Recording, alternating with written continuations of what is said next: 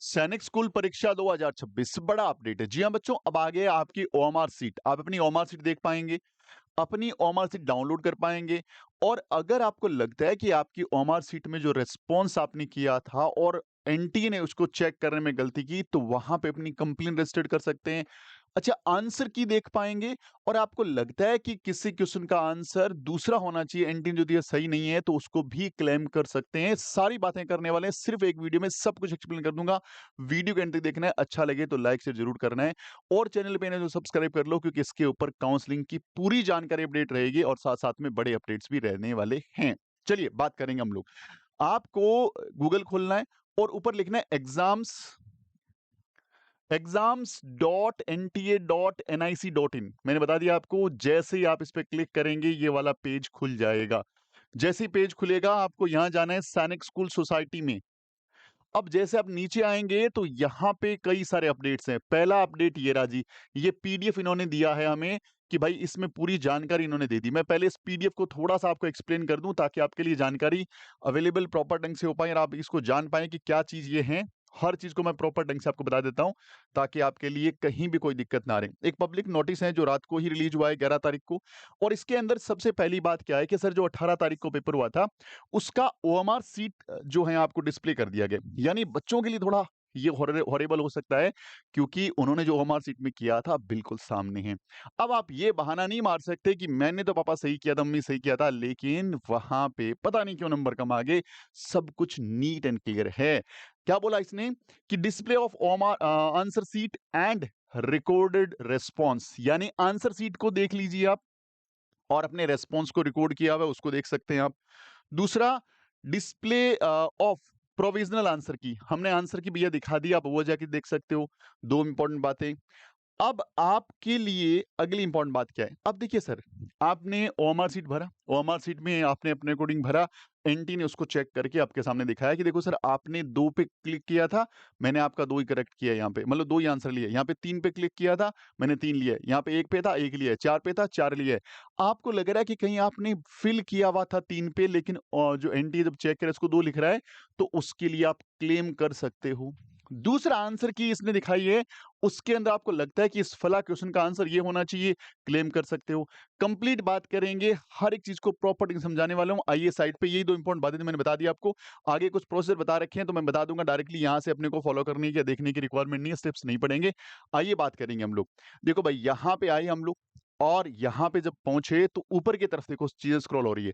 क्या बोल रहे हैं, एडवांस सिटी इंफॉर्मेशन जो उसने दी थी वो आ रही है। ये सारी से स्क्रॉल होती रहेगी डायरेक्ट। 18 तारीख को हमारा एग्जाम बताया था इसने, ये स्क्रॉल होती रहेगी। अच्छा, इसका वेट करो, नहीं वेट करो तो वहां से दे सकते हो। देखो, आंसर की चैलेंजेस फॉर द एआईएसएससी, यहाँ पे क्लिक करेंगे तो आंसर की चैलेंजेस फॉर द AISSE 2026, यहाँ पे भाई आ जाओ और यहाँ पे अपना एप्लीकेशन नंबर और क्या डाल दें, अपना एप्लीकेशन नंबर डाल दें। मैं इसको थोड़ा चेंज कर लेता हूं और चेंज करके एक बच्चे का डेटा है उसको ओपन कर लेता हूं और आपको मैं एग्जाम्पल देके प्रॉपर ढंग से समझाऊंगा। एग्जाम्पल देके प्रॉपर ढंग से समझाऊंगा। या मैंने इसका जो है एप्लीकेशन नंबर डाला और यहां मैं इसका बच्चे का पासवर्ड जो डाल रहा हूं, और आप इसको प्रॉपर ढंग से देख पाएंगे। यहां पे देखो अपना एप्लीकेशन नंबर, यहाँ पासवर्ड और यहाँ पे कैप्चा। कैप्चा जो भी आपके सामने है वो कैप्चा आपको डालना है। और कैप्चा केस सेंसिटिव होता है, ध्यान रखना। कैपिटल वाले को कैपिटल लिखना है, स्मॉल वाले को स्मॉल लिखना है। बहुत जरूरी है चीज को सही ढंग से लिख पाना। मैंने ये सारा कुछ डाल दिया जी। अब आ जाए ना नीचे, लॉगिन कर लेना है। जैसे लॉगिन करा तो बोला यस लॉग आउट अदर्स। ये और कहीं यदि लॉगिन है तो उसको वहां से लॉग आउट की परमिशन मांग रहे हैं। मैंने बोला हाँ कर दे भाई, कोई दिक्कत नहीं है। अब यहाँ पे इसने दोबारा से मुझसे क्या मांगा है, पासवर्ड मांगा है। मैं दोबारा से एक बार पासवर्ड डाल देता हूँ, क्योंकि ये सेम चीज कहीं और जगह लॉगिन थी तो इसका मैसेज मुझे शो हो गया। यदि लॉगिन नहीं होती तो मुझे मैसेज शो नहीं होता ये वाला। अब देखिए यहाँ पे मैंने सारी डिटेल्स डाल दी और लॉगिन किया। देखो भाई, लॉगिन हो गए। आपको ऐसे लॉगिन करना है अपने क्रेडेंशियल्स डाल के। जैसे ये लॉगिन कर लेंगे, नीचे स्क्रॉल डाउन करना है। स्क्रॉल डाउन करती दो बड़ी चीजें आपको दिख रही है। ये तो वो कंफर्मेशन पेज है जब एप्लीकेशन फॉर्म भरा था। अब यहां पे पहला है व्यू चैलेंज आंसर की। आंसर की भाई देख लो। आपको लगता है कहीं प्रॉब्लम तो चैलेंज कर दो। 2 बातें यहाँ से सीखेंगे हम लोग। अगला बोला कि view and challenge OMR sheet, अपनी ओएमआर शीट देखो और चैलेंज करो। लेकिन ध्यान रखना लिमिटेड टाइम देता है। आपको जो भी करना है वो आजकल में ही करना है, ज़्यादा लंबा टाइम ये खींचते नहीं है, ध्यान रखना इस बात को। पहले मैं आंसर की के लिए व्यू करता हूँ। जैसे ही मैंने क्लिक किया तो यहाँ पे एक आंसर की खुल गई, ऊपर आपके क्रेडेंशियल्स हैं, ये आंसर की खुल गई। इस बच्चे के पास क्लास 9th में इंग्लिश में जेड सेट मतलब जेड वाला सेट था इसके पास। आपका सेट नंबर ये लिखा रहेगा। ये पूरी चीज़ें चेक कर सकते हैं। ये क्वेश्चन नंबर 1 है, इसका करेक्ट आंसर नंबर 2 है। आपने देखा क्वेश्चन नंबर 1 को पेपर निकाला, आपको लगता है नहीं यार इसका आंसर 1 नहीं है 2 नहीं है, इसका आंसर तो 1 था। तो आप ये क्लेम कर सकते हो। यहाँ पे क्या लिखा हुआ है? Options ID claimed. आप यहाँ पे क्लेम कर सकते हो। देखो 2 तो है, 2 पे तो कुछ क्लिक नहीं हो रहा क्योंकि 2 तो आंसर है भई, ये बता रहे खुद। आपको लगता है कि नहीं यार इसमें आंसर 1 होना चाहिए था, तो इसमें 1 पे क्लिक कर दिया। आपने बोला नहीं, इसका आंसर तो 1 होना चाहिए। तो आप इसको क्लेम कर सकते हो। आपको लगता है नहीं यार इसका तो आंसर ना तो पहला है, ना दूसरा है, ना तीसरा, ना चौथा, ये तो सारे ऑप्शन ही गलत हैं। आप नन ऑफ दीज़ कर सकते हो। ध्यान रखिएगा। तो जो सही आंसर है वो यहाँ पे वो टिक नहीं होगा, वो टिक नहीं होगा, जो भी सही आंसर वो टिक नहीं हो रहे। बाकी आपको जो भी लगता है यहाँ क्लेम कर सकते हो। आपने सपोज़ ये क्लेम किया, आपने बोला पहले में आंसर होगा नन ऑफ दीज़, मुझे कन्फर्म है। आगे नीचे आ जाओ, 150 क्वेश्चन्स का जो पेपर होता है पूरा शो होगा।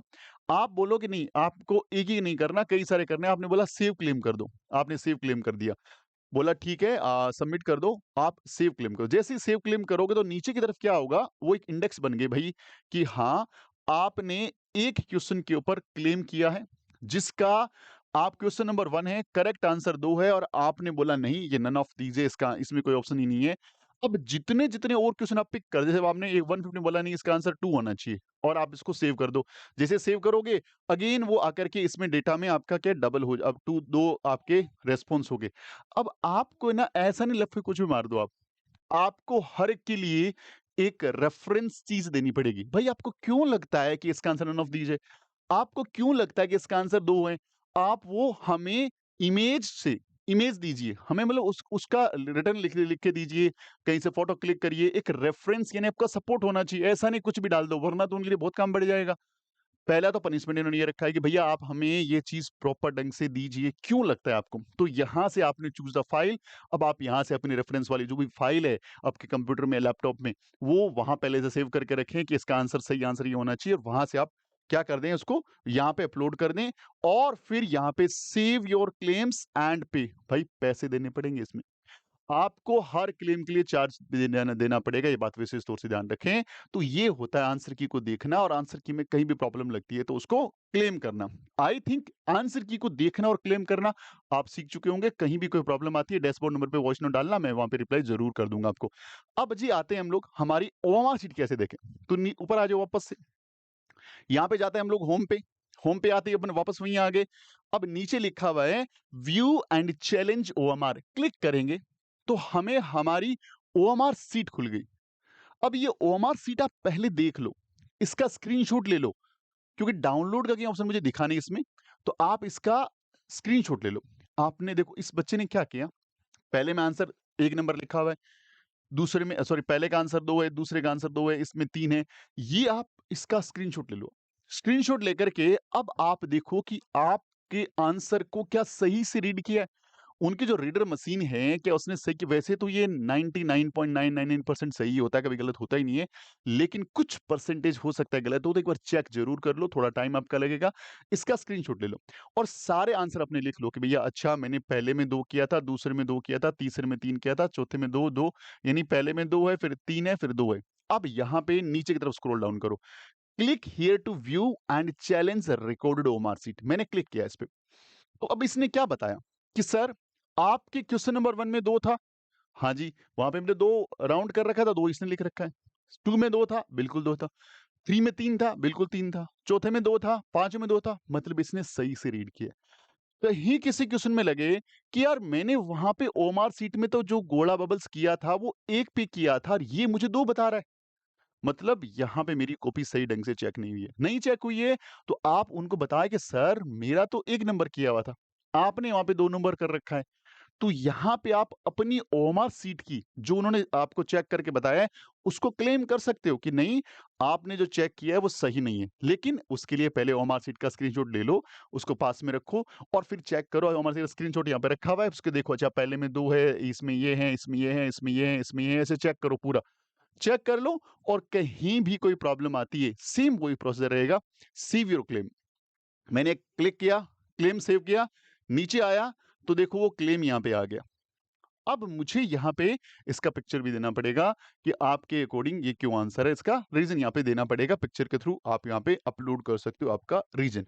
उसके बाद आप क्लेम को सेव योर क्लेमेंट पे, उसके बाद क्लेम को सेव करें और पे चले जाएँ। यहाँ पे आपने एक किया, अब जब पे में जाता हूँ मैं, तो ये क्या बोलता है? आगे चलते हैं देखो। यहाँ पे हम लोग गए, your claim the recorded response have been temporarily saved. Will they finalize only after successful payment. ये बोला भैया पैसे दो। एक क्लेम को दोबारा आपका देखने के लिए 100 रुपए मांग रहे हैं वो आपसे। तो ध्यान रखें कि रुपए नहीं दोगे तो चीजें नहीं होगी। आपने क्लेम करके छोड़ दिया नहीं। अच्छा, रुपए का पनिशमेंट दो चीजों की वजह से रखा है। एक तो अनवांटेड बच्चे बेवजह क्लेम ना करें, अनवांटेड कुछ बजाय कर देगा। दूसरा, उनको दोबारा से ये चीजें करने में भी टीम वर्क लगता है, तो वहां पे काम लगता है, तो दोनों के लिए उन्होंने चार्जेस रखे हैं। तो ये चार्जेस आपको पे करने पड़ेंगे तभी जाके होगा। आपने बोला नहीं यार मुझे तो नहीं करना, ये मॉडिफाई कर दूंगा मैं, तो मुझे यहाँ पे करना ही नहीं है, यहाँ पे कुछ भी नहीं है, चलिए छोड़िए। तो ये तरीका है आपके हर एक चीज को प्रॉपर ढंग से करने का। यानी अब आप जाकर के आंसर की देख सकते हो, आंसर की में कहीं भी गलती लगे वो आंसर की को अपडेट करवा सकते हो। इसके अलावा अपनी ओएमआर शीट देख सकते हो, ओएमआर शीट में कहीं गलती लगे तो उसको अपडेट करवा सकते हो। प्रोसेस मैंने बता दी है, बहुत ही सिंपल सा प्रोसेस है। हर बच्चे को, हर पेरेंट्स को हर बात प्रॉपर ढंग से समझ में आ गई है। अब कुछ छोटी-छोटी चीज़ें जो बच्चों और पेरेंट्स को दिक्कतें आती है, सर लॉगिन नहीं हो रहा, तो सर इसमें इनका कोई प्रॉब्लम नहीं है। एक बार हो सकता है कि साइट पे थोड़ा ज़्यादा लोड है, थोड़ा रुक के लॉगिन कर लीजिएगा। लेकिन रुकने का मतलब ये नहीं 2 दिन बाद करें, ये खेल सिर्फ़ 1-2 दिन का ही रहता है, उसके बाद बंद हो जाता है, ध्यान रखना। क्योंकि आपको मैं डेट्स दिखाता हूँ, तो डेट्स बड़ी ही एकदम बिल्कुल वो थोड़ा-सा टाइम रखते हैं इसमें। ज़्यादा लंबा प्रोसीजर नहीं रखते, ज़्यादा लंबा टाइम नहीं रखते। यहाँ पे कुछ डेट्स मेरे हिसाब से मेंशन होगी। तो यहाँ पे दिया उन्होंने 14 तारीख तक, 14 तारीख तक आप अपना रिस्पॉन्स रिकॉर्ड कर सकते हो। उसके बाद सारी ज़िम्मेदारी हट जाएगी। यानी आज है 12, कल है 13, परसों है 14, यानी 3 दिन का समय आपके पास है। जो करना है कर लो, उसके बाद चीज़ें यहाँ से हटा दी जाएगी। तो चीज़ों को क्विक देखना ज़रूरी है। और एक आपकी नैतिक ज़िम्मेदारी है कि इस वीडियो को आगे स्क्रॉल करो, ताकि और बच्चों तक चीज़ें जाएँ, वो समझ पाएँ कि कैसे हम ओएमआर शीट में हमारा चेंजेस कर सकते हैं, आंसर की में कैसे चेंज कर सकते हैं। उम्मीद करता हूँ वीडियो आपको अच्छा लगा होगा। अच्छा लगे तो लाइक शेयर ज़रूर करिएगा। चैनल को सब्सक्राइब कीजिए। मिलते हैं अगले वीडियो में, तब तक के लिए जय हिंद, जय भारत, वंदे मातरम।